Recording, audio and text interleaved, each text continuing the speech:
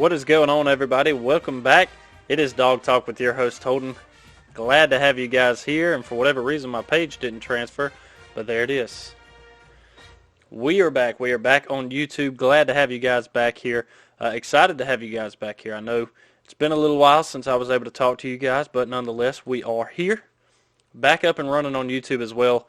Like I said there, hope anybody has, in the past, I've said, hey, make sure you guys follow us on Twitter at DawgTalk20 like now. Make sure that you guys subscribe to the YouTube channel, and this is why. Once I finally get the camera up and rolling, I get the backdrop and everything finally fixed and up and going, you guys are first and foremost to get those notifications that I've done so, and you'll be able to get it finally, like I said, getting back on YouTube today with an episode. And I've got a fun one. I've got a lot of fun content to get to you guys. There's a lot to talk about. Some stuff that's happened over the last few weeks, last couple of weeks since the last time we talked that we've got to talk about. And I'm looking forward to getting to that. Let's start it off like this, as usual. I said it right there off the top, at DawgTalk20 on Twitter. Make sure you guys follow us there. On YouTube, subscribe to the YouTube channel. Click that bell so you get a notification as soon as an episode drops, like this one.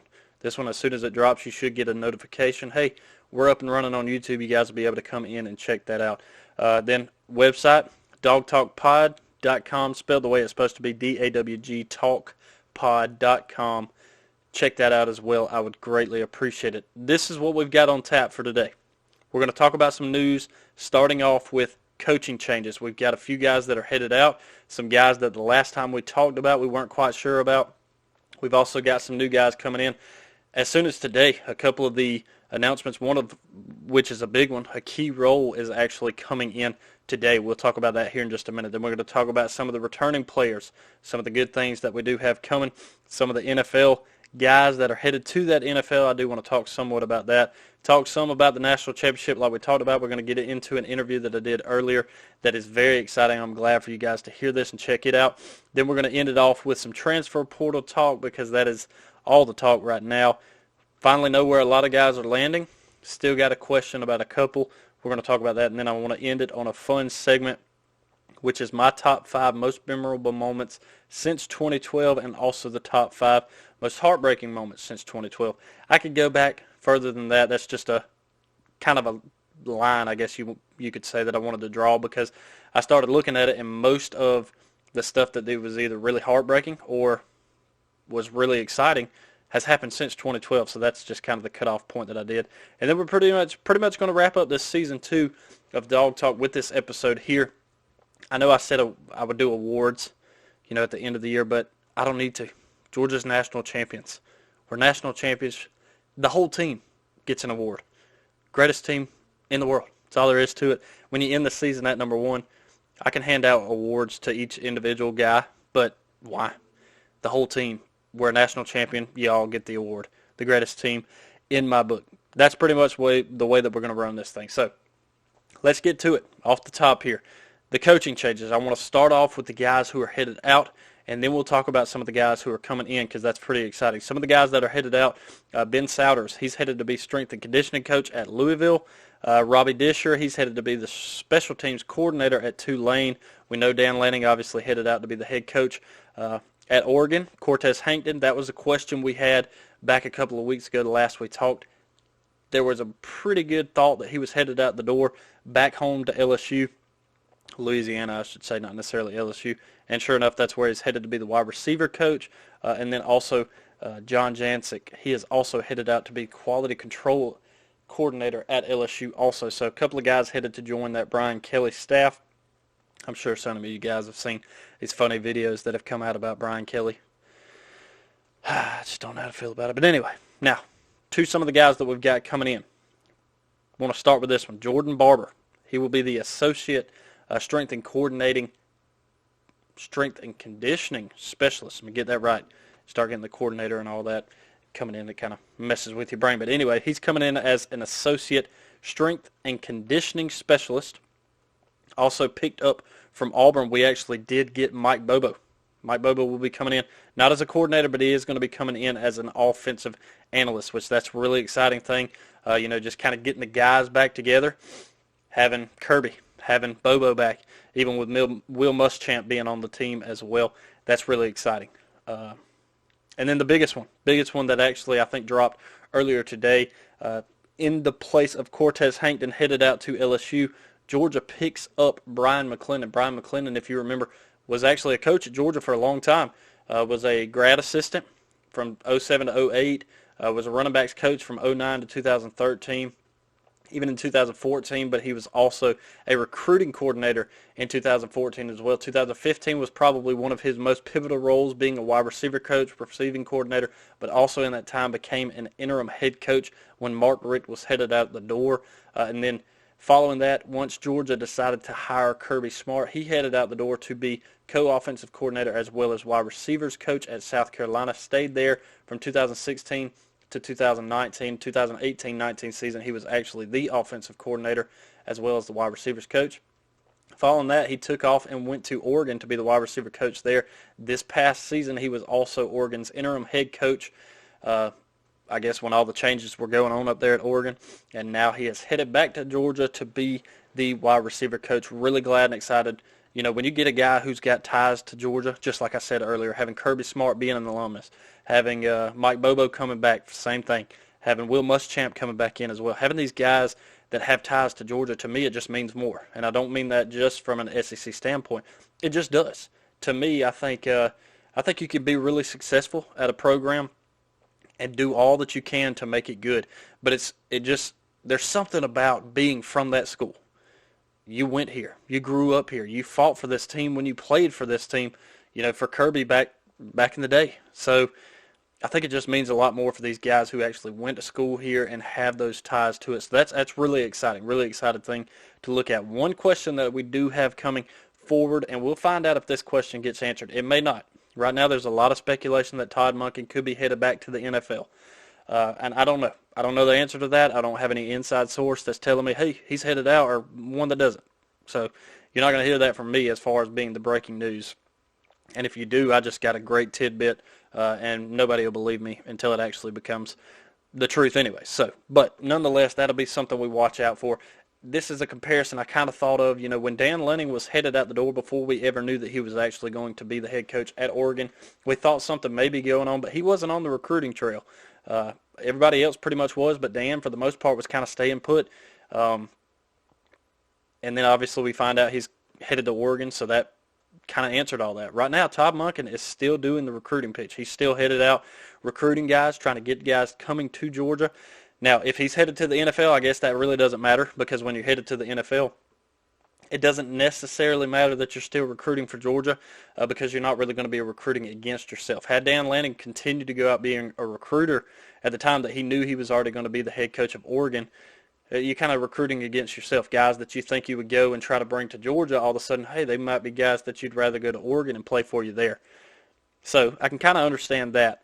But for right now, we're just going to stay put. We're going to keep our fingers crossed that everything stays the way that it's supposed to, with Todd Monken staying in that offensive coordinator position, especially considering how great the offense played this year. It's been elite. That's the thing we said we had to be. In games that we played, Georgia blew teams out, with exception to the Clemson game starting the season and the SEC championship game. And the national championship game was a tight game as well. In the end, we did pull away there with the pick six from Keely Ringo. But nonetheless, Georgia's offense much better this year, much more improved, much more explosive. The things that we wanted to see in years past that have finally come to fruition. And it just so happens at the same time that our defense was as elite as it's ever been. Better than it's been in a long, long time under Kirby Smart, and at the time Dan Lanning. Credit out to him. But I will say this, I'm not nervous about moving forward with Glenn Schumann, who's been there, who's been the co-defensive coordinator as well, who's been right there next to Dan Lanning. Also, let's not forget Will Muschamp's in the room too. And let's really not forget the fact that Georgia head coach Kirby Smart is a defensive guy. He has nothing but a defensive mindset, has coached defense all his life, played defense obviously. So he knows what he's doing. Even if something was to happen with Will, with Glenn, hate for that to happen, don't want that to happen, but Georgia is, Kirby is a defensive-minded coach, so I'm not worried about the defense. Defensively, I think Georgia's going to be just fine.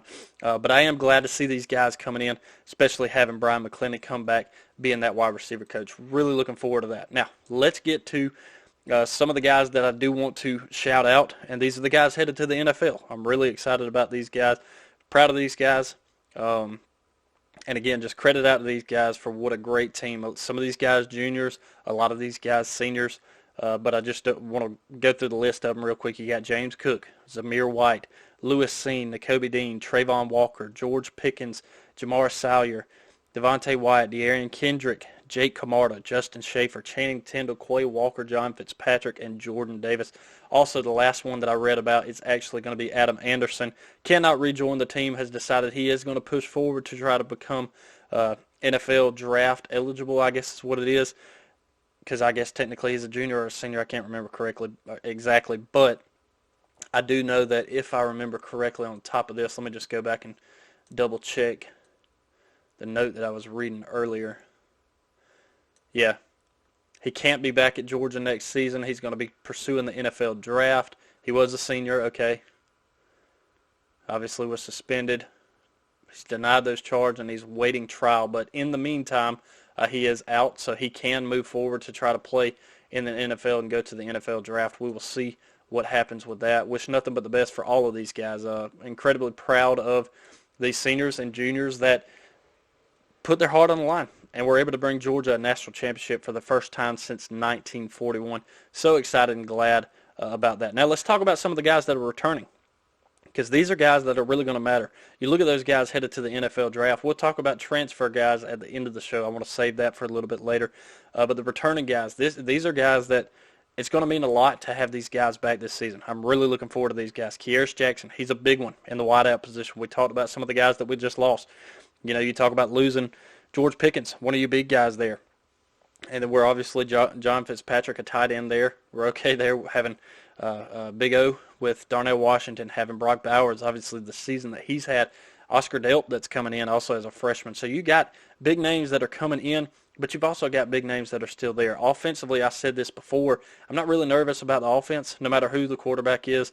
Now, there is some controversy there as far as the way that everything happened, which we talked somewhat about last time. And again, I think we'll talk more about it nearing the end of this show, so stick around for that. But offensively, I wasn't nearly as nervous for Georgia moving forward, because we still have so many pieces, even with the wide receivers that we do have that are leaving, that are headed to the draft, and the guys that are sticking around.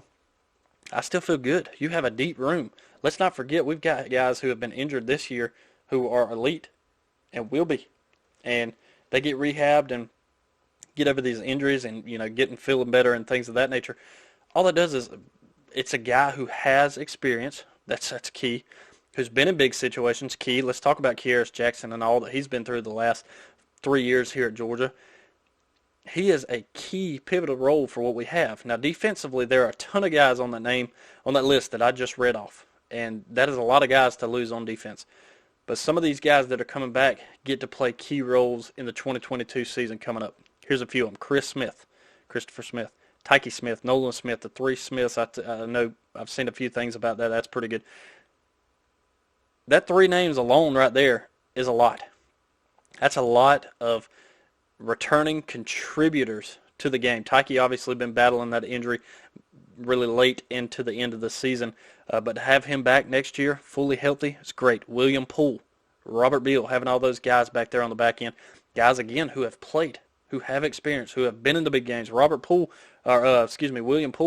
from the SEC championship game having to come in and fill that void, as well as in the national championship. He started to make a name for himself, so him coming back another year is going to be very, very pivotal. And then the one that a lot of people were questioning, wondering if this should happen or not, and again, we'll dive somewhat deeper into it at the end of the show, Stetson Bennett. He's coming back. Let's knock it out right here. There should be no criticism. And for me, it's not necessarily criticism. Me and my boss actually talked about this. It's not necessarily a criticism, but you couldn't ask for a better story. The best story you could ask is to go out on top, ride off into the sunset, and enjoy that. But you don't have to. And he decided, hey, I'm not going to do it that way. I'm going to come back and see if I can do this thing again.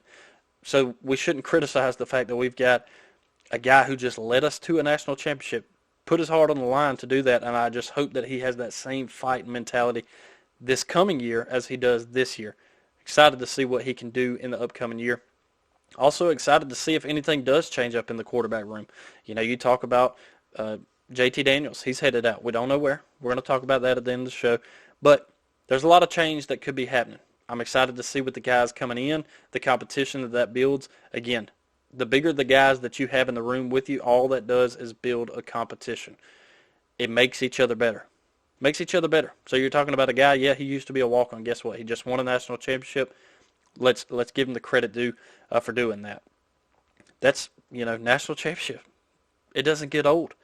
It's almost, 3 weeks ago now? I still hadn't even got all the merch in yet from the national championship. I'm still waiting on a couple things. I don't think that are going to be here for a little while, but I'm excited. I'm still excited to this day, and I'm really excited at the end of the show. Some of this is going to reflect back to the top 5 most memorable moments because there were some. There were a lot in this. But for now, I tell you what, let's jump to the interview that I had with the SEC historian coming up here next. All right, we're here with Trey Gilley, the SEC historian, on Twitter at SEC historian. Trey, how you doing today? I'm doing well. Holden, how are you doing? I'm doing great. Hey, I looked up a little bit of the work that you sent over to me, and I'm extremely excited to have you on the show today to talk about some of the history surrounding the SEC, specifically right now on Georgia in the historic season they had, national champions 2021 for the first time in 41 years. I really appreciate you reaching out. I'm excited to talk a little bit about the history of Georgia and some of the future things that we have that are going on here recently and what we've got to come. Tell everybody a little bit about yourself and kind of where we can find some of your work, and if people want to reach out to you there on Twitter or what have you, what's the best way to kind of get in touch with you or find some of the content that you've got out there right now? Gotcha. Well, it's a pleasure's all mine. I appreciate you inviting me on the podcast here. So I started this account December 1st of 2021 just because I saw an opening, I guess, in the sports market for history and historical content. So I can be found at Twitter at SEC Historians, all spelled out. And I have accepted a couple of writing jobs for Pipeline and for Fifth Quarter, so you can see some of my work coming out pretty soon with them. I already have one article posted with Pipeline. I went over the history of the Georgia Tech rivalry, and I'm pretty proud of it, happy with how it turned out. So that's available right now on pipeline.com. Yeah, I've read over that. That's a good one. And that one, Pipeline, is it spelled out P-Y-P? Is that how they spell it instead of normal P-I-P-E, just so people don't get kind of mixed up when you look that up? Correct. Yeah, it's P-Y-P-E-L-I-N-E. Okay. Well, that's, like I said, I've read over it. You guys make sure you go and check out some of his work there as well. And I actually retweeted that yesterday, so if you check it out there at Dawg Talk 20, you'll be able to see that as well. And anything else that he comes out with, I'll make sure to share for you guys as well. All of this is going to be then all of this is going to be in the link of the description below at the show, whether you're watching on YouTube, listening, wherever you guys listen, iHeartRadio, Apple, make sure you guys check it out.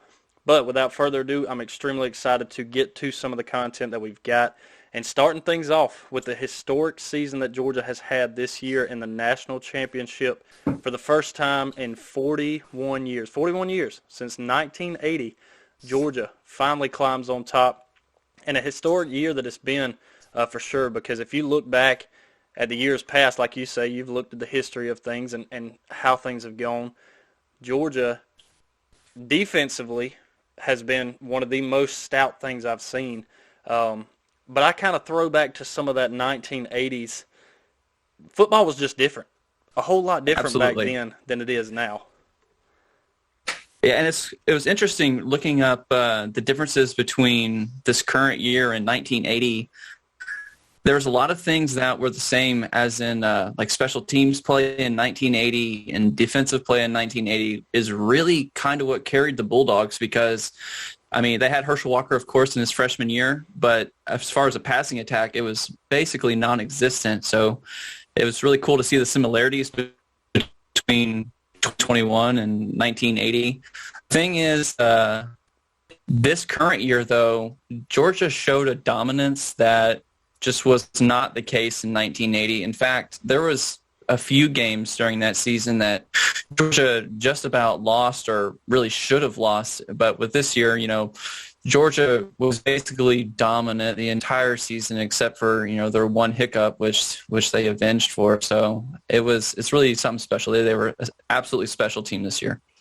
Yeah, it's funny you say that, throwing it back to the 1980 when it comes to the pass game. I mean, you're talking about Buck Bellew days, the good old days where you're throwing for, 1,300 yards in a season. Something nowadays, you're throwing for thousands upon thousands of yards and 11 touchdowns in a season from one quarterback and 9 interceptions back in 1980. It's a huge difference from that in the 80s. And like you were saying, defensively. And this year has been the key point, being that defense of Georgia, as historic as it's been in comparison to years past. Like you say, a lot of it was defense in 1980, and this year that came back to fruition for the first time really in a long time, seeing defense be what won a championship.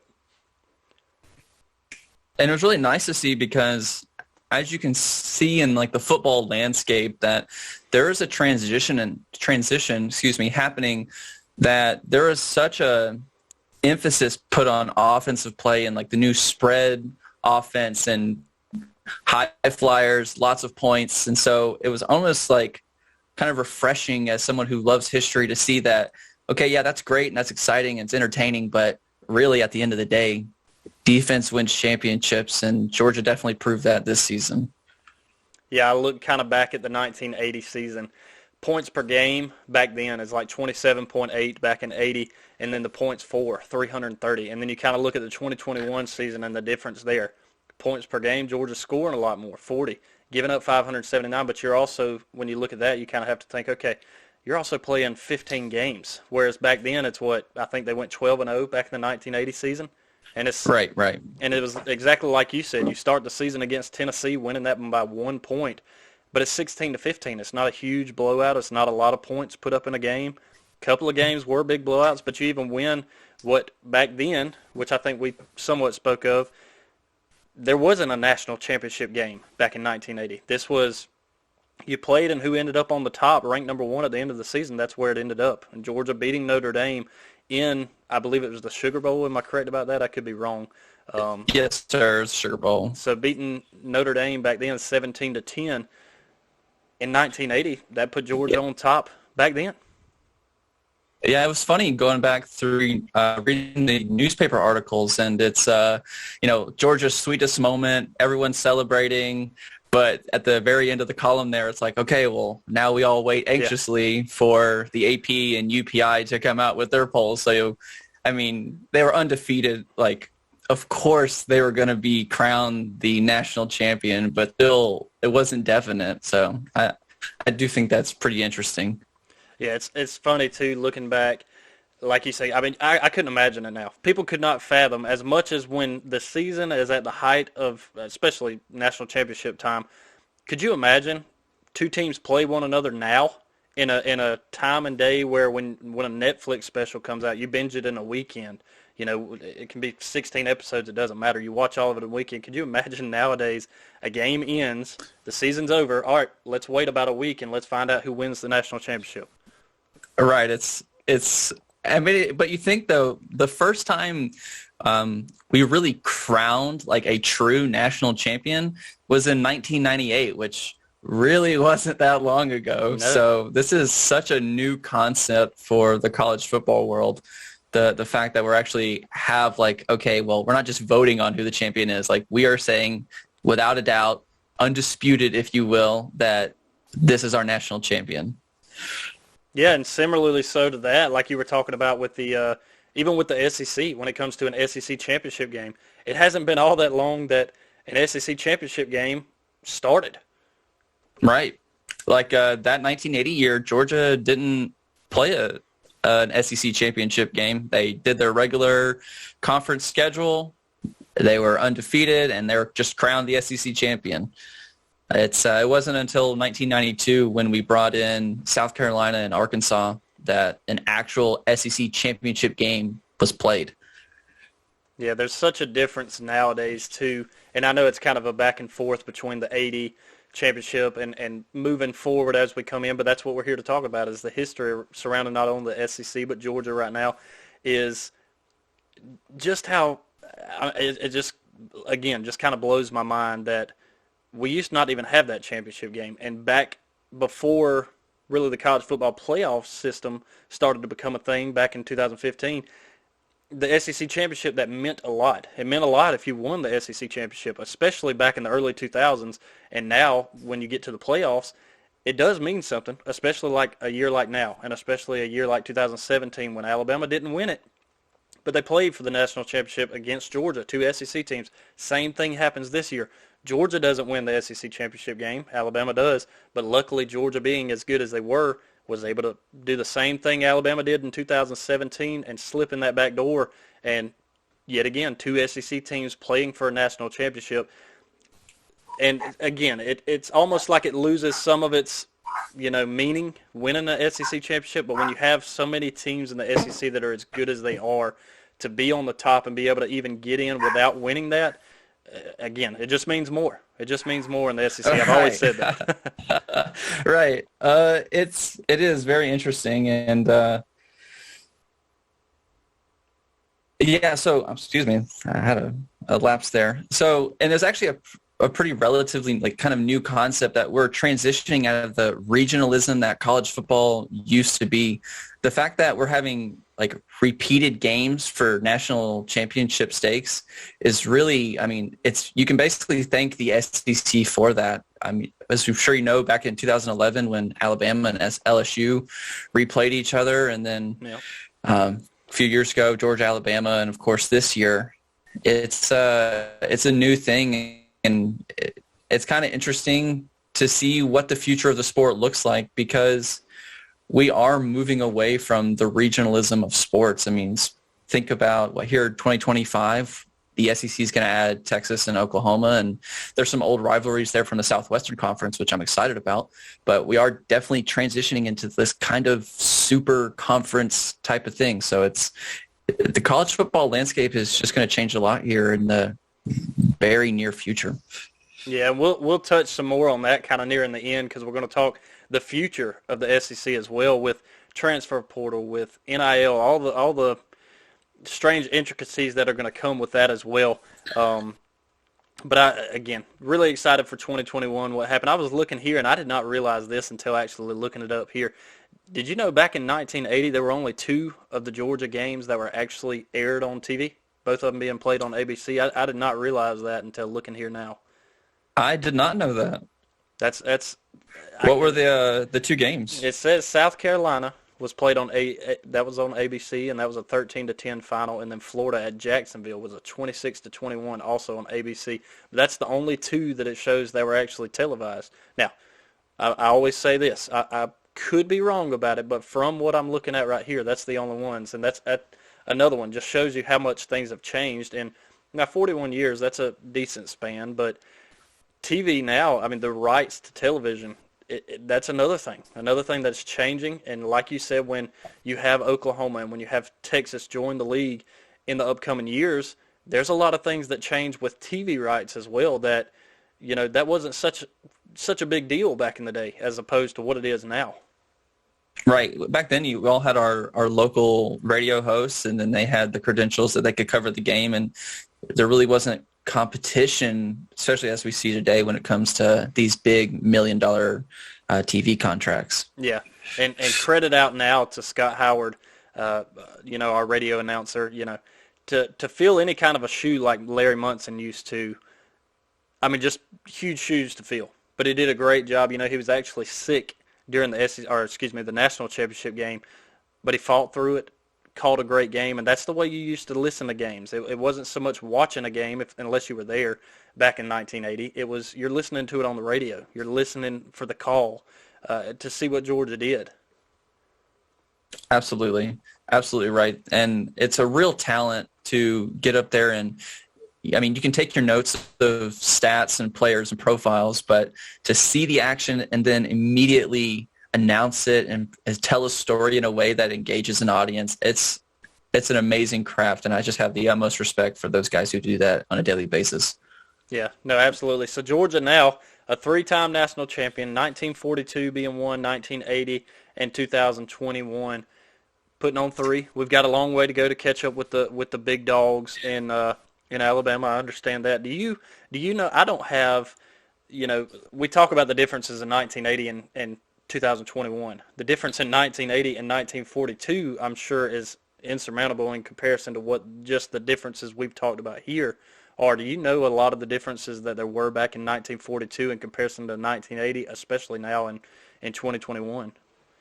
Yeah, so 1942 was an interesting year just for college football in general. We had the start of, World War II, and football was a completely different sport back then. So the 38 years between those two really saw like the growth of college football as a sport. And so, all right, so 1942 was the AP poll was created in 1936, and that's how before 1998, that's how essentially the national champion was crowned. A lot of people think that those newspaper national champions don't really count. In fact, Bo Schembelker of Michigan said, quote, "If there are any Big Ten teams that shoot for a national championship, they're damn fools. You play to win the Big Ten championship, and if you win it, you go to the Rose Bowl and win it. Then you've had a great season. If they choose you to vote you number one, then you're national champion. But a national champion is a mythical national champion, and I think you guys ought to know that." So before 1998, there really was kind of like not a stigma, but there was always that doubt of who was actually number one, and 1942 was essentially the same thing. In fact, the AP poll isn't even the one who crowned Georgia champion that year. They had Devold, Holgate, Lickenhouse, Williamson, Poling, and Berryman, which were all mathematical-based rating systems. Not a single newspaper, like typical sports writer, actually crowned them in 1942. Oh, wow. Yeah, I would have never known it. And it, like you say, I almost kind of want to now, thinking of national championships, there should almost be, and I say this, and I've said this on my show before, I dislike the comparison between Alabama and Georgia, but you kind of have to make it, especially because considering coming into this game, if you're going to be the man, you got to beat the man. And Georgia finally got over that hump and did that this year. But I would like to, maybe since 1998 forward, let's talk about those national champions. Just because in years before 1998, there were times that you knew, okay, Georgia, 1980, should be undisputed. Okay, should be undisputed national champions, like you say. Might not have been in some cases, but in some cases it is. But really there should be a system to say, okay, 1998 forward, this is how many national championships you truly have, instead of like Alabama has done. And okay, we've got 18 national championships dating way back in, what is it, the 1931. There's one season where Alabama didn't even finish ranked near the top and claims a national championship that year. Yeah, I'm sorry, Alabama fans. I've got some stuff in the works coming out about some of your championships. I mean, I don't know. I had a great talk with Mark from Fifth Down College Football, and I kind of like the mythical nature of it. I mean, of course, now it's better. It's just a better system to have one national champion, but I don't know, Georgia. You've got some years like 1981, 2, and 3. I mean, you had a really good shot of going 4 in a row. If you're like, let's see here, in I don't know, like 1982, you were undefeated. You lost in the quote unquote national championship game to Penn State, but you still finished number 2. I'm sure some math polls rated you number 1. Why don't you just claim it?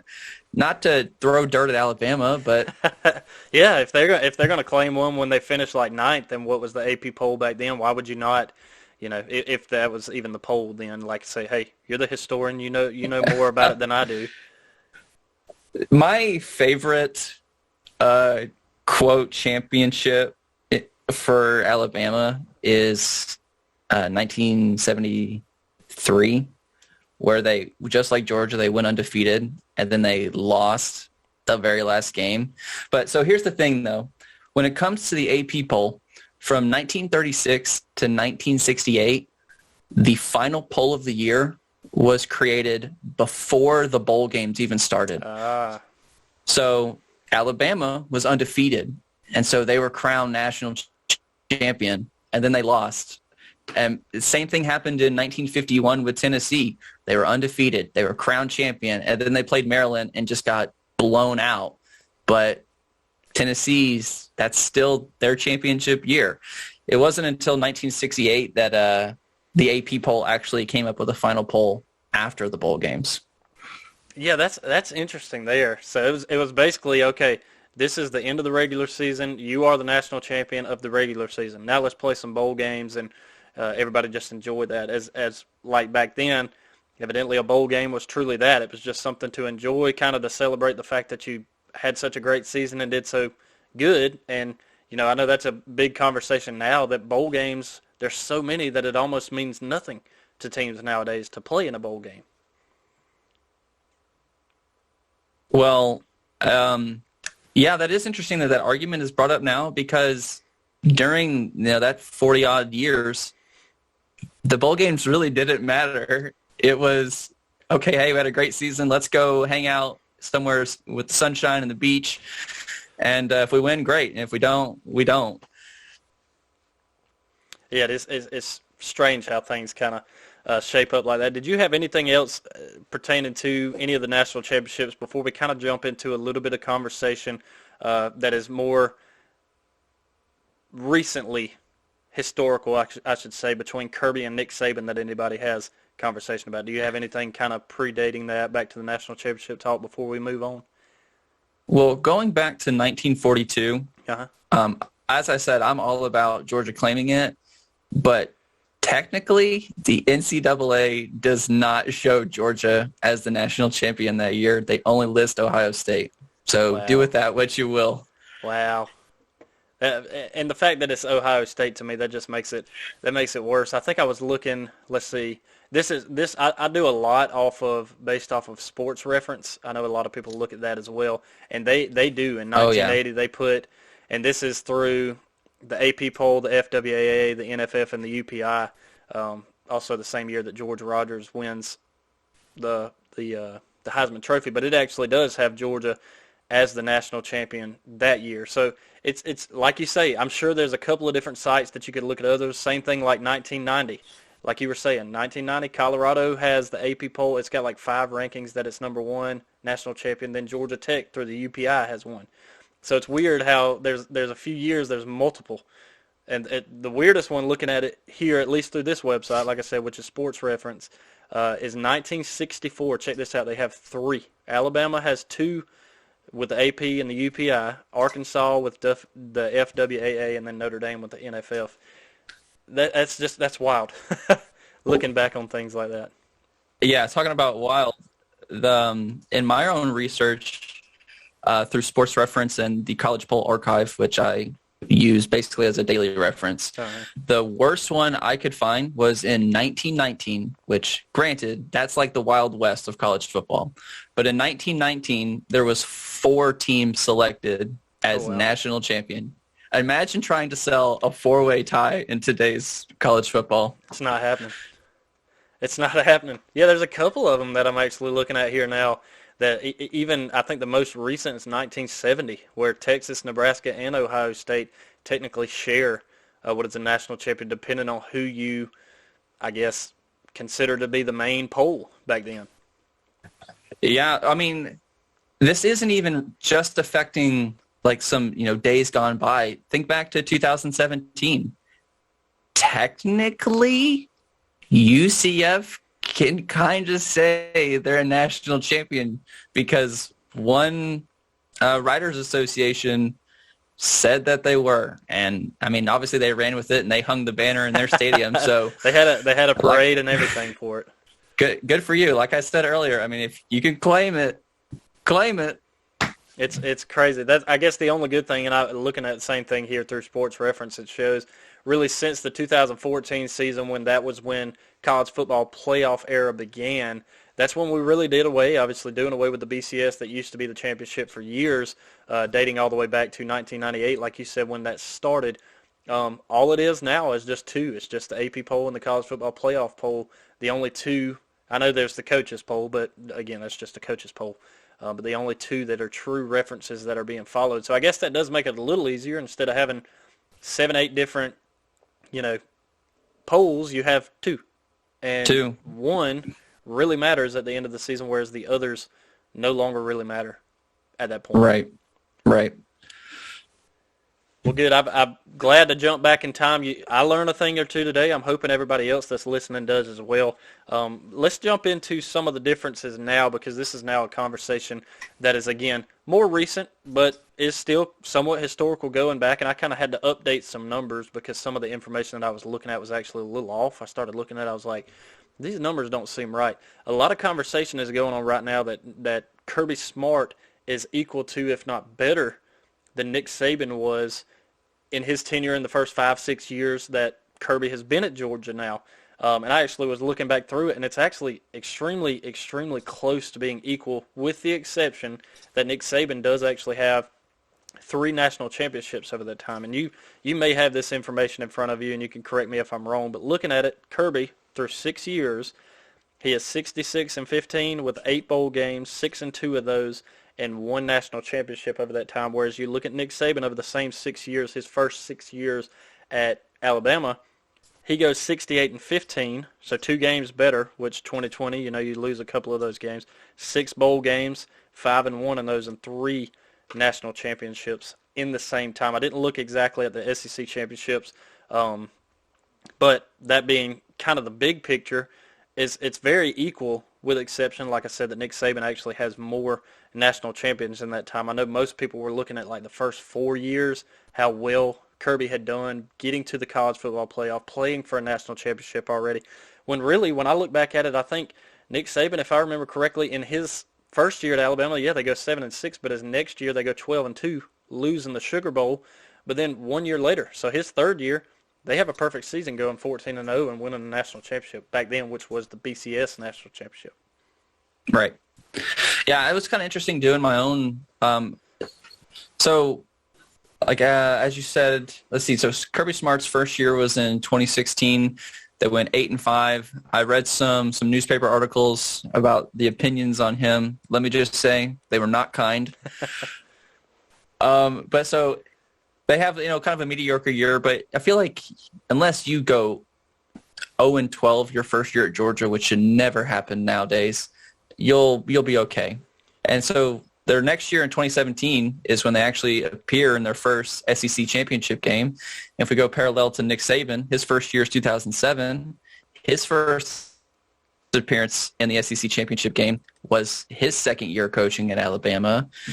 I mean, and looking back through the recruiting rankings and things like that, it is eye-opening how much these two coaches have in common in reference to how they started their years at their current schools. Yeah.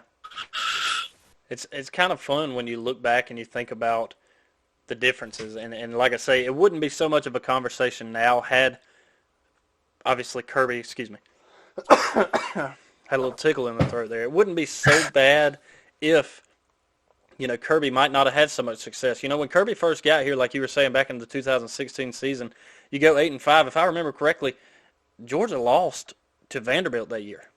They did. In a season, nowadays, Vanderbilt's one of the teams, in my opinion, you may or may not share this, and I hate to say this about Vanderbilt, but while we bring in Oklahoma and Texas, part of me is like, all right, well, maybe we should move Vanderbilt to the Sun Belt or something, because they're so far lacking since that 2016 season to really even be, anywhere in the conversation of anything. And I hate to say that, but that just kind of dates back to first year under Kirby Smart. All of us, I think, were scratching our head going, oh boy. And then not really a miracle, but the just surprise of the 2017 season, getting to the college football playoff, getting to the national championship, and really being 2nd and 26 away from winning a national championship in his second season.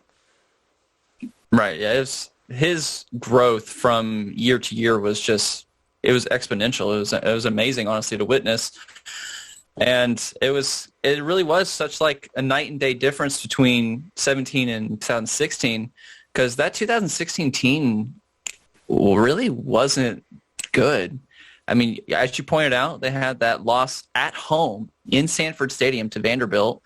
And then the very next week, they lose to Florida, which another kind of interesting parallel I found. So Kirby Smart's first year, he loses to Florida, 10-24, and that was actually Florida's third consecutive win over the Bulldogs. Nick Saban's first year, he lost the Iron Bowl to Auburn, and that was actually Auburn's sixth straight Iron Bowl win, which meant that 3 senior classes in a row for Alabama never beat Auburn, which is just insane to think about when you think about the current, present-day Alabama. Yeah, it is. This is somewhat coaching talk on the other side. To me, one thorn in Alabama's side, even through the years recently, since Gus Malzahn was at Auburn, was just how much of a thorn in the side Gus Malzahn was to Alabama, because it was almost every other year that Auburn would actually take Alabama down. And like you say, coming into Nick Saban's start of his tenure there at Alabama back in the 2007 season, Auburn reigned. Auburn reigned heavily over that, and everything changed. No pun intended, but the tide did shift towards Alabama pretty heavily there for a little while as well, before Alabama started getting things rolling again. And it just the comparison between the two, it's a lot of fun to kind of look at. I know a lot of people try to make the conversation, okay, well, let's talk about Mark Richt. Mark Richt was just as good as Kirby in his first years and just never could get over the hump, whereas now Kirby has, and now I think it's kind of time to put that at least to bed. I don't think you get to put the conversation of Nick Saban versus Kirby Smart to bed just yet, because it's taken way too long since that 2017 season of playing Alabama for Georgia to finally get over that hump. Now, I've already said this in season, or really episodes past, that you have to continue that. You can't just do it once and then expect it to all go away, because Alabama fans are relentless and they will make sure that you remember that. Yeah, especially when you look ahead to next year. I mean, Alabama's going to have a pretty good shot at getting back to the national championship, and that's just a credit to what Nick Saban as a coach and as a recruiter and what the establishment, the foundation that he's made there. That's just a credit to that. And I've read somewhere that Coach Kirby has actually done a lot of the same things he's just implemented at Georgia. And I've also heard, Billy Napier down in Florida is also using a lot of those strategies. And, I mean, imitation's the sincerest form of flattery. If it's working, it's working. And obviously Coach Smart proved this year that it does work at Georgia, which is it's crazy to think that it took 41 years for Georgia to achieve that in the first place. I mean, their recruiting is substantial. They have one of the biggest budgets in all of college football. Georgia belongs in that top 4, top 8. However, every single year, Georgia has a shot to win the national championship, just like Alabama. And now I think that mentally they're over that hump. They've exercised some of those demons. I really think that we're going to start seeing them even more so in the national national championship game. That's one thing I'm definitely looking forward to, especially just considering how things have changed so much since Kirby has come in. And the conversation will continue to be, okay, Kirby is a prodigy of Nick Saban's staff, just like all of the other guys who have come before him, and everything revolves around, all right, what did Nick Saban do? Who are his assistants? Kirby's one of them. Now you got Will Muschamp, who is back at Georgia. Kirby also went out and decided to hire Mike Bobo back from Auburn as an offensive analyst. So you've got a lot of these pieces, even dating back to years past when we've had them. You think back to the 2012 season, back still in the BCS, but Georgia was one play away from beating Alabama in the SEC championship game, to which Alabama moved forward and just drummed Notre Dame in the national championship game. That was another one where Georgia could have won it. 2017, you kind of look forward. Looking at the past few years, I will say the only year that Georgia was good, but nobody was going to beat this other team, was the 2019 LSU team, because that was one of the most historic teams offensively I've seen, kind of in the same comparison to how historic Georgia's defense was this year, dating back quite a while. Yeah, that 2019 LSU team, it was almost touched by a higher power. They had a couple scares, but it really wasn't even close at all, especially as you got to the end of that season. Clemson, poor things, they didn't stand a chance in the championship game. Yeah, that was kind of one of those when we got to the SEC championship game as a Georgia fan, doing all the things I do with Georgia is you just kind of you hoped, but hope back then like that SEC shorts thing that comes out every week, it was a lot higher and that was one that you hoped, but you kind of knew in the back of your mind this is going to be a very difficult task to get over, and we knew by halftime it was like okay. It's going to take a lot to beat this team, and our defense was nowhere near the caliber that it is this year. Now, it would be kind of fun if you could take a team from the past and a team now to see Georgia's defense face off against that LSU offense this year. That would have been kind of a fun, again, it's wishful I have a thinking feeling I and know things who like that. you'd go. I have a feeling that I know who you would pick in that battle. But, Yeah. I think I might disagree with you. It would be tough, and some of that could be reference to the Alabama and the SEC championship game because Georgia's defense was not in any way, shape, form, or fashion at all prepared for that game. Not in the way that they realized they had to be. And the only good thing for Georgia was you had a month to prepare for that national championship game. First of all, you had to prepare for Michigan, whose defense came in and it was expected to be very good. Georgia handled that easily. But through that entire time, that's one of the things that the guys were saying, okay, we condition, prepare. We've had a month to do this. We've got to be able to stick with Alabama because they believed they would beat Michigan, and they did. And they knew that the next thing that would be in front of them is Alabama. And if you want to be the 2021 national champions, you got to get through them. And Georgia finally conquered that this season. Yeah, they did. And it was a long time coming, and especially just watching the season, kind of like a callback here to 1980. I mean, Georgia was dominant basically from the word go this year. They, other than, the SEC championship game, which they were just dominant. They were obviously the better team. And it was, it was just nice because 1980, it just, that wasn't the case. There was a lot of close games. There was a lot of tight games. And Georgia found a way. And this year, Georgia really just kind of flexed its muscles, and they absolutely deserve to be the number one team. Yeah, like you were saying there, the first game, being Clemson a 10-3 nail-biter, and from that point, Georgia outscored its opponents easily throughout the rest of the season until they ran into Alabama in the SEC championship. Well, let's talk about one last thing, and this is not really history, but it is history in the making, and that's talking about the future of what is college football, with the transfer portal, with NIL, and I just kind of want to get your opinion, pick your brain a little bit, and maybe you tell me, how do you feel about what is to come? Transfer portal alone, you have almost thousands of guys now that are in this portal that some of these guys aren't going to have anywhere to go, and it's somewhat scary for those guys who are going, but there are situations where I've looked at and I'm like, okay, I can understand this. This guy has a great opportunity. There have only been a couple of guys that I've seen so far that, in my opinion, did this correctly. But I kind of want to get your opinion and see kind of how you feel about, again, history in the making with this transfer portal and all that's coming. Yeah, so first of all, I'd like to say that I am 100% for players using their right to put themselves in a better opportunity. Yeah. But like with anything in life, you need to do your research. You need to talk to those that you trust and counsel. But I am 100% for making the decision that's best for you and your future. Now, I think everything kind of gets blown out of proportion for these past two seasons, just because this is a brand new rule, and you also have the NIL rules that have come out.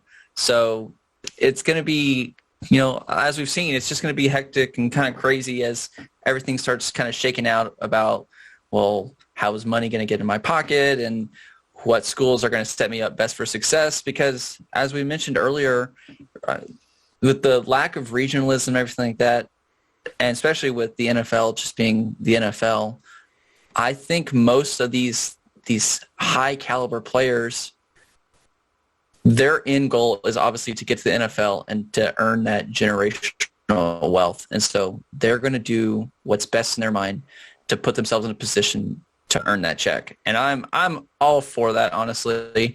It is kind of strange seeing, bitter rivals having players transfer to your rival.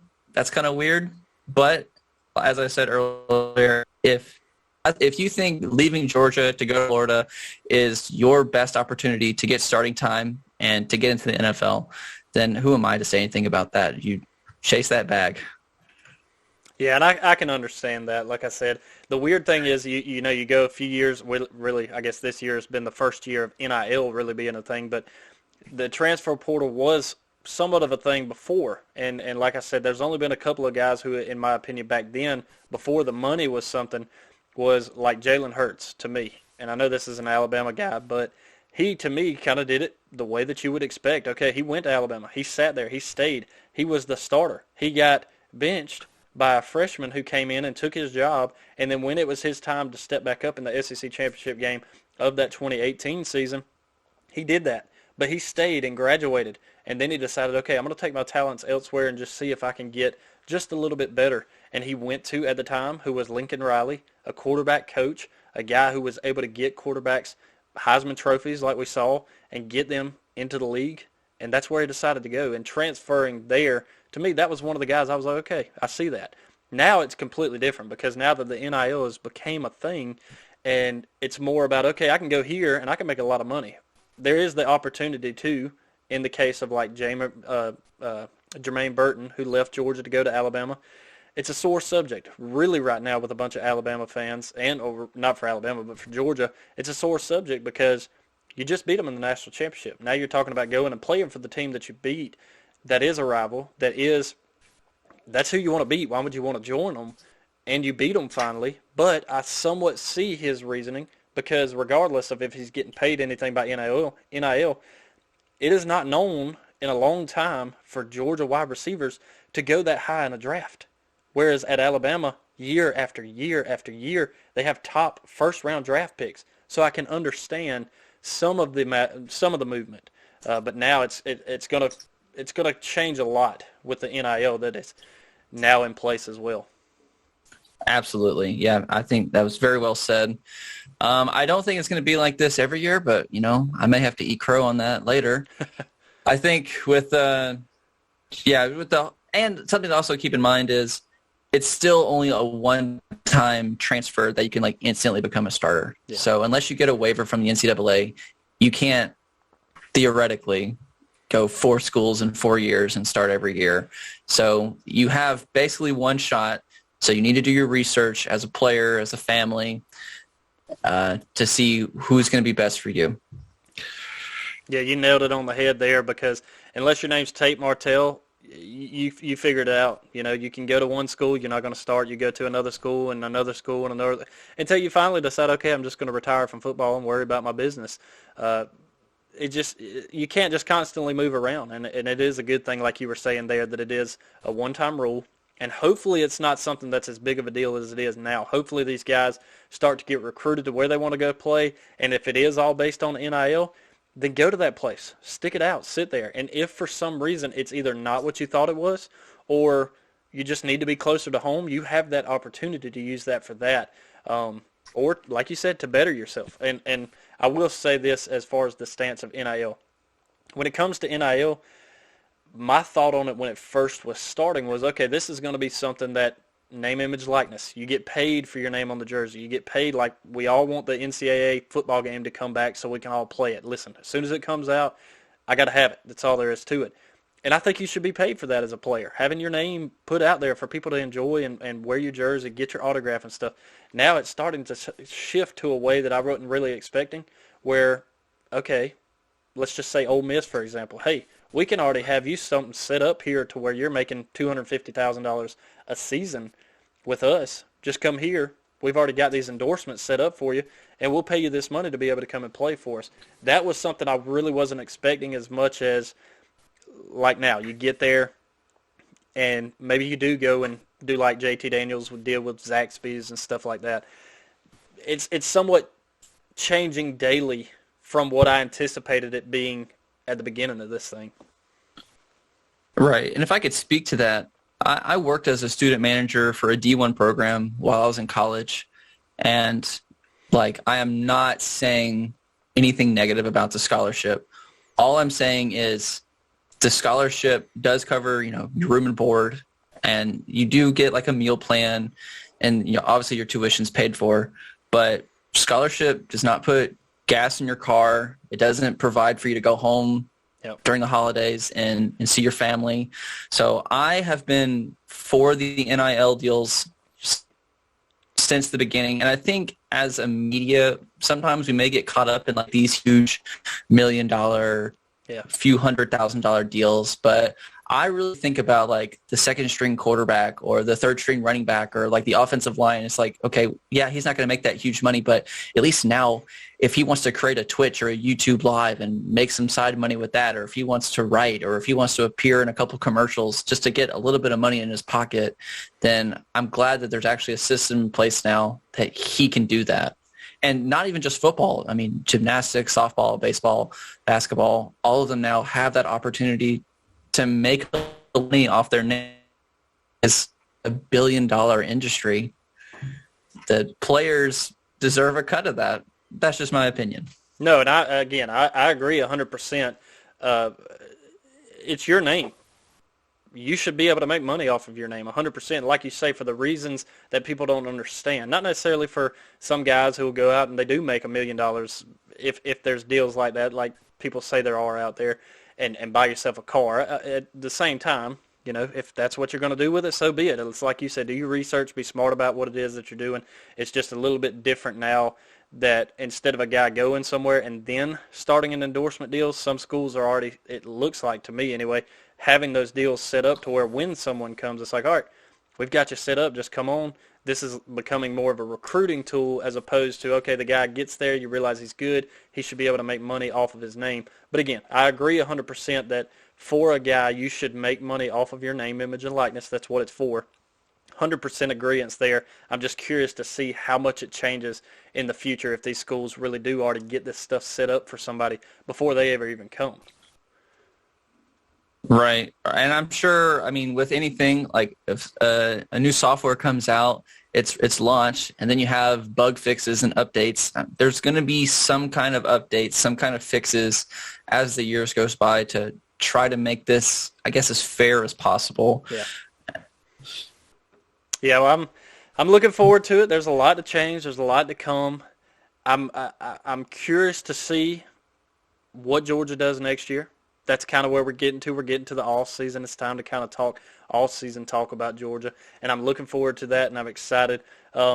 Trey, I really do appreciate you coming on and talking with us. Again, you guys can follow him at SEC Historian on Twitter. Tell everybody where they can find you as well on any of the other websites that you were mentioning. I know we mentioned Pipeline earlier.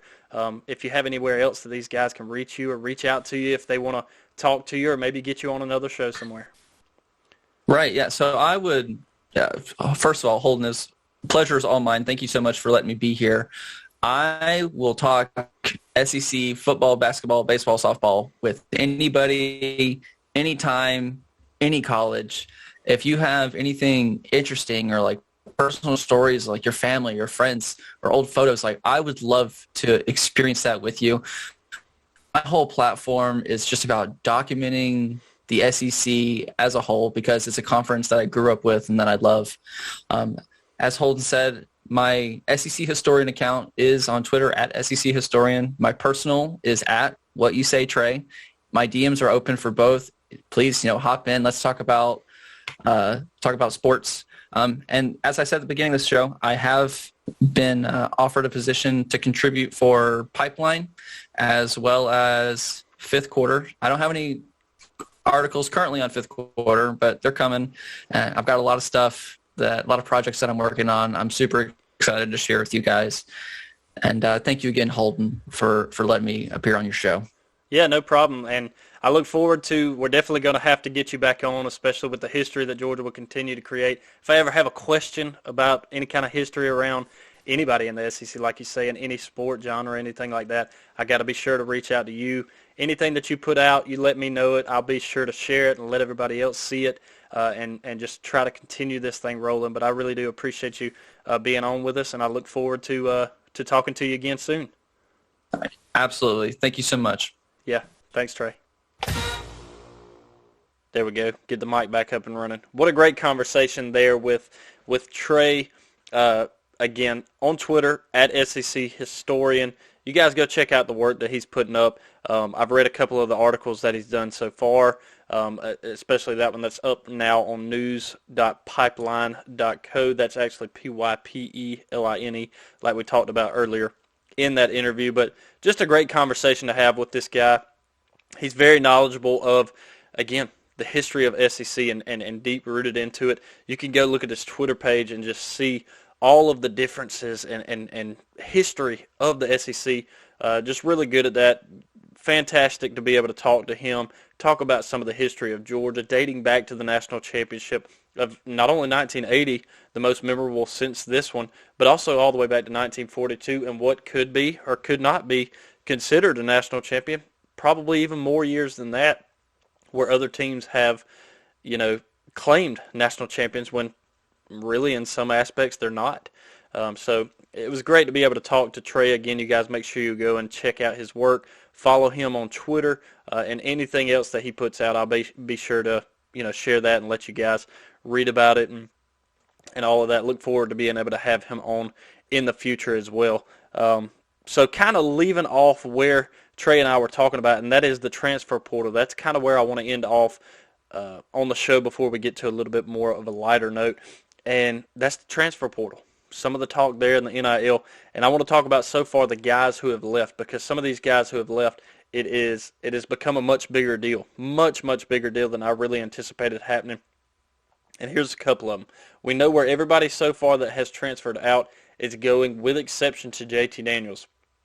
That's what I'm going to run through. Amir Speed, who was a cornerback, he has gone to Michigan State. Jalen Johnson, a wide receiver, is headed to ECU.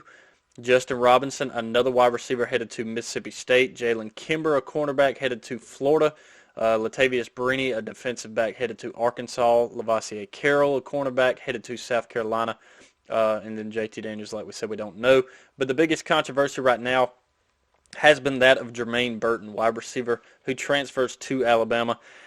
And it's kind of like Trey said there in the conversation was, hey, if you can go somewhere to better yourself, go get the bag. Regardless of whether it's from something NIL or whether it's from, prolonging your career and being on a better pedestal to be able to step forward into the NFL, which Georgia fans, you have to wake up and realize this. Georgia is not putting wide receivers in the first and second round like Alabama is. You just have to accept that. And that's not me trying to be down on anything, because I hope that changes. I hope here in the next couple of years, having a great coordinator coming back in with the wide receiver coach, it can make a difference. Having these guys come in and being able to prolong what wide receivers can do at the University of Georgia, that's something that I'm looking forward to. But right now, Alabama is the place to go. You've got a wide receiver who won the biggest award that you can win as an individual in the Heisman Trophy last year in Devontae Smith. Guess what? That's at the University of Alabama. It's not at the University of Georgia. I would wish that it would be, and I hope that it can be in the future.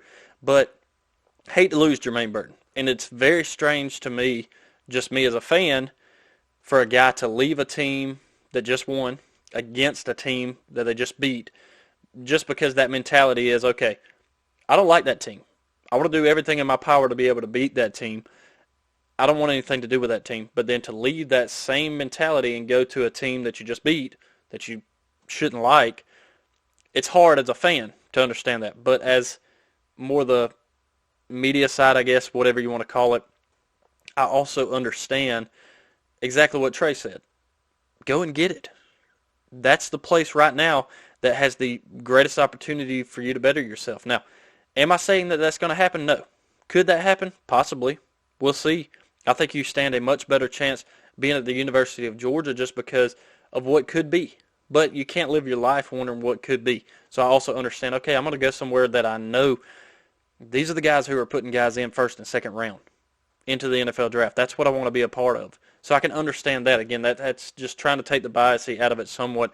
Now, it's not a guarantee. It's not a guarantee that he goes there and is a starter. It's not a guarantee that he does what Devontae Smith did. It's not a guarantee that he goes and does what Jalen Waddle did what Mechie and Williamson have done this year. So it's not a guarantee that happens for Jermaine. But that was one of the biggest controversies that's been going around is what happens? But like I said, I agree. Go and get it. Me as a fan, I wish you'd stay. We just don't like Alabama. That's all there is to it. We finally got over the hump. We have to continue to get over that hump for that to stop mattering. But as of right now, we don't like Alabama. So if you leave us to go to Alabama, you then become the enemy. And that is the truth when it comes to a fan. But as a person, taking the bias out of it, I get it. I understand it. Again, I know Georgia fans, you're not necessarily going to listen to that. You may turn me off from this point forward. It's just my opinion. And it is what it is. I hate it. Wish he would stay. He got some touches this year, but he wants more. And who's to say that he stays around and doesn't get any more than he got this year? So I understand it. And again, he could go there and not get any touches. I don't know. That's the risk reward, that you kind of go in these situations. Like I said before, there are thousands of people right now that are in the transfer portal. Maybe not thousands, but I guarantee you it's over 1,000. And some of these guys aren't going to be able to play anywhere. But Jermaine Burton is good enough to go play somewhere. Now, will he be able to get that starting role at Alabama? I don't know. I don't know what the status is with Mechie if he's headed out. I know Jameson's headed to the NFL. So we'll see. Maybe he does get to go there and fill a role that is really needed. He's got that experience. He's got the speed. He shows that he is capable of being a good wide receiver. So Alabama, luckily for them, does pick up a good one. But again, don't fret. I said it off the top. Georgia, you've got guys coming back. You've got guys coming back this year. I'm not concerned at all offensively. And I don't think you guys should be either. And like I said, defensively, I'm not concerned about it either. Let's get to some more fun stuff. I told you guys off the top that this is how I was going to end the show. I want to start it off with the top 5 most memorable moments. And then I'm going to go through the top 5 most heartbreaking. And actually, I'm going to give it a little flipperoo. I'm going to start with the heartbreaking. Let's end on the good stuff, right? Let's end this season on the good stuff instead of ending on the heartbreak. Because, hey, we ended in the best way you possibly could. But let's start. Number 5, top most heartbreaking moments since at least 2012. Number 5 to me might not matter to most of you guys, but it's losing to Florida in the 2020 season. It was losing to Florida last year. We beat them in 17. We beat them in 18. We beat them in 19. Come around to 20, and injuries beat Georgia up bad, really bad in that season. Even in that game, having a quarterback going down, having a wide receiver go down, injuries that started to pile up against Georgia, and unfortunately, having to lose Florida. It's just what it was. That was my number 5. Again, there's a lot more. There's more that I'm going to miss, and some that probably after this that I'm going to remember. But number 5, most heartbreaking moments since 2012, at least 2020, losing to Florida is what it is, but I just hated it. We got our revenge this year, so I'm glad. Number 4, Prayer and Jordan Hare back in 2013. That was a tough one, too. Coming off the 2012 season that we had, which was a great season. Then the Prayer and Jordan Hare happens, and if I remember correctly, that's also the same year that the kick 6 happened with 1 second left against Alabama. Wild year for Auburn that year, but the Prayer and Jordan Hare, that was a tough one. I remember that I was actually working, listening to it on the radio. Georgia takes the lead, and I'm like, all right, we got it done, and then all of a sudden I was working in the state of Alabama, and all of a sudden all you hear over the radio is just hollering, a bunch of hollering and loud noises. I'm surrounded with Auburn fans, Alabama fans around me, and Auburn takes us down on the Prayer and Jordan Hare 2013. That's number 4, most heartbreaking moments since 2012. Number 3, the Tennessee Hail Mary in 2016. That was another wild one. I was actually out to eat, and me and a friend of mine walked around the corner up from our seat, and we're watching the game. Georgia throws the Hail Mary to take the lead. We just knew, all right, this game's over. Georgia has done what they needed to do to win this thing. Just to stand there and watch Tennessee walk it off in crazy fashion. But I can't remember if it was a pooch kick, why we didn't kick it deep. I don't remember exactly how in the world it transpired, but that was a heartbreaker. 1, because it's Tennessee, but 2, anytime you lose to a Hail Mary like that, it's rough. And that was a rough season all the way around. Really rough. First season for Kirby Smart. A lot of things had to happen, but that's my number 3 moment, was the Tennessee Hail Mary in 2016. Number 2 was the 2012 SEC Championship game falling at the goal line. What would have more than likely, in my opinion at least, been a national championship for Georgia in 2012, falling to Alabama at the goal line, SEC Championship. Aaron Murray throws the pass to the outside, wide receiver slips, still catches the ball, time runs out. We lose. Alabama goes on to demolish Notre Dame in what should have been Georgia's first national championship since 1980 back then in 2012. That's my number 2. And number 1, really don't even have to ask, guess, anything like this. It's 2nd and 26. That 2017 season, as much of a surprise, like I was talking earlier about, much of a surprise that season was, to end that season that way was as heartbreaking as it gets. And that's why it was my number 1 most heartbreaking moments. Now, let's pipe it up with the fun stuff. The top 5 most memorable moments. Funny enough, in this, there's only 2 years in all of this. 2 years. And it's 2017 and it's this year. Understandably so, because since 2012, at least, that's the most significant years so far that we've had. Now, again, there are a lot of things, and I could be missing some. Some of these are small and minute. Some of these are huge and matter a lot. But let's start at number 5. Number 5 was Georgia in the SEC championship game of 2017. Revenge over the foe at the time, Auburn, after taking the lashing we did, and Gus Malzahn after the game talking about whipping the dog crap out of them. Georgia getting that revenge in the SEC championship game to be able to play in a college football playoff game for the first time in 2017. That was awesome to take Auburn down the way we did. When DeAndre Swift took off down the sideline and we really took the lead in that game heavily, I was like, that's it. That's it. And I will be honest, in the season, that 2017 was the last time I talked crap. It was the last time I talked any kind of smack in a football game before it to any friends, anybody, Twitter, anything, just because I learned. I talked my smack to my Auburn friends in the regular season, and we got smacked. I didn't say anything when the SEC championship came around. Georgia handled their business. So since then, I've kind of just adopted. Maybe I just keep my mouth shut, let them handle it. But number 5, Georgia SEC championship game 2017, most memorable moment. Number 4, this one, minute to some people, but I went to the Arkansas game this year, sat in the end zone where it was louder than I've ever heard Sanford Stadium.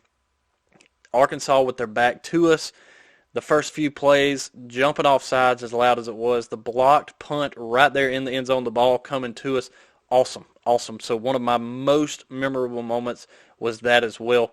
Number 4, Arkansas 2021, the game, going on to beat them 37-0. I mean, just when I saw that game, that was kind of when I knew, all right, Georgia's the real deal this year. I don't think anybody's beating us, so that was awesome. Number 3, another minute one, but if you're a Georgia fan, you'll understand this one. Beating Florida in 2017, 42-7.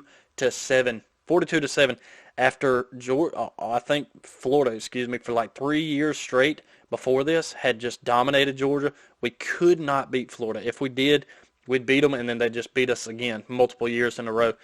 Finally, 2017, from 2017 to 2020, Georgia locked that down. That was it from that point forward, and dominating fashion for the most part. 42-7, being able to lash Florida like that felt so good. That's why it becomes my number 3 most memorable moment. And again, may not mean that much to people. Again, this is just my list. Hey, make your own list if you don't agree with it. Number 2, this is the controversial one for some people, but number 2 for me is the Keely Ringo pick 6. It is the 3rd and Ringo. I know some people are trying to determine what is the name of that. I really hadn't come up with anything too catchy myself, but the Keely Ringo pick 6 to win the national championship, which it wasn't to win, but it was really to seal the deal. That was one to me that I was just blown away with. I was hollering as soon as he caught it. I'm hollering, jumping up and down, "Go Keely, go!" Just fired up about that one. That was the number 2 moment, and it makes you kind of go, well, how is sealing the deal, winning the national championship for the first time in 41 years since 1980, how is that not number 1? That's because, to me, number 1, where, again, just a surprise season, the 2017 was Sony Michel running around the edge in the Rose Bowl to beat Oklahoma in overtime to go to the national championship for the first time in all those years. That's the most memorable moment to me. The Keely Ringo was huge, for sure. It's number 2, right there behind it. And I went crazy for that too, trust me. But that first one, when Sony went around the edge and we punched the ticket to the national championship, I mean, I still remember it to this day. It's just overtime, the game, the way that Georgia was able to come back and fight in that game to win, it was just awesome. That's all there is to it. That again, it just ends as my Most favorable moment, just us. First time punching that ticket to the national championship. First time being in the college football playoff. And again, I just hate it. And it's funny because my number one on heartbreak and my number one on, most memorable is the same season. One game apart. Most exciting was getting to that national championship. Most heartbreaking was losing that national championship the way that we did. Both of which just happened to be in overtime, same year, same everything. But that's my list there. Just kind of wanted to make it kind of fun, ending it up. And this is pretty much going to wrap us up, guys. This is going to wrap up Season 2 of Dawg Talk. I've really, really enjoyed doing this season with you guys. What a great season it was. We go out on top. National champions for the first time in 41 years since 1980. What a great season. I'm really looking forward to what Season 3 has to come in store. That one I'm pretty much going to save. I may jump back on and do maybe one more episode of Season 2 if some big news has to drop or does drop. And it's going to take that. It's going to take that because, where JT Daniels lands, that's going to fall on Twitter. Any other kind of coaching changes, unless a lot of stuff starts to compile and we just have some stuff to talk about, this is pretty much going to wrap up Season 2, and I will break in Season 3 once we get right there to, the spring game in April. So just a little while down the road, we'll fire off Season 3 for the spring game, some of the conversation we want to talk about there, media days, and then you know how it is. We really start getting to rocking at the end of July once we start to get to August, preparing for that September 3rd, I think it is, against Oregon, because that's a big one coming up. Really looking forward to that. Again, shout out to Trey Gilley at SEC Historian on Twitter. Make sure you guys go and follow him, and I will keep up with him. Hope you guys enjoyed that interview. Make sure you guys check it out. If you're listening or if you're watching on YouTube, what have you, go back, check it out again, download the podcast, listen to it, tell your friends about him. Y'all go check it out and follow him there as well. Just so excited to be able to do that. I really appreciate all of you guys for listening, tuning in, watching everything that you guys have done because you're the reason that I get to continue this. I decided to get a background rocking and rolling for us. Finally got the camera back up and rolling, and we've got a little bit better quality video at least, so I'm looking forward to what's to come in the years to come to keep this thing rocking and rolling. And again, I just appreciate you guys being here with us and making this thing happen. So let's wrap it up on this note. Again, at Dawg Talk 20 on Twitter. You guys see it up there in the top of the corner. Make sure you subscribe on YouTube so once we do get it up and rolling, you guys get it there. DawgTalkPod.com. If you guys want to support the show, you'll see the link in the description below. Looking forward to Season 3 coming up soon. But Season 2, we're out. Go Dogs.